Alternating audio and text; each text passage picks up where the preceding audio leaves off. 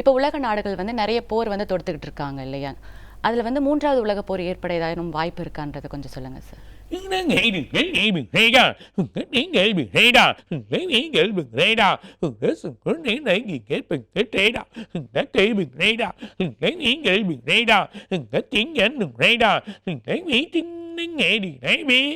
பர்டிகுலராக இந்த மார்ச் மாதம் பிப்ரவரி என்னது மார்ச் மாதம் ஸ்டார்டிங்லேருந்து ஒரு பெரிய குழப்பங்கள் ஏற்பட்டு மக்கள் அலைப்பாற அளவுக்கு இருப்பாங்க. மக்கள் வந்து ரொம்ப பிரச்சனையாகக்கூடிய நிலைமையை மக்களுக்கு வந்து ஒரு பெரிய குழப்பங்கள் ஏற்படக்கூடிய நிலைமைகள் ஏற்பட்டுரும். அத்தியாவசிய பொருட்கள் மிக அளவில் ஏறிடும்.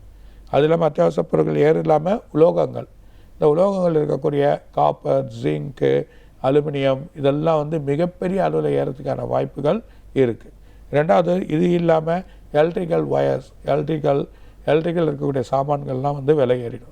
இதுக்கான பிரச்சனைகள் எடுத்துன்னு வரப்போகிறாங்க. மூணாவது பார்த்திங்கன்னா, இந்த தங்கம் வெள்ளி ஒரு பக்கம் ஏறுறது இல்லாமல் இவங்களுக்கு இருக்கக்கூடிய பிரச்சனைகளை வந்து உருவாக்கி பல பொருட்கள், எண்ணெயோட வழிகள் எல்லாமே ஏற்றுறதுனால ஒரு பெரிய போர் பதட்டங்கள் ஏற்படுறதுக்கு இந்த மார்ச் மாதம் இருக்குது.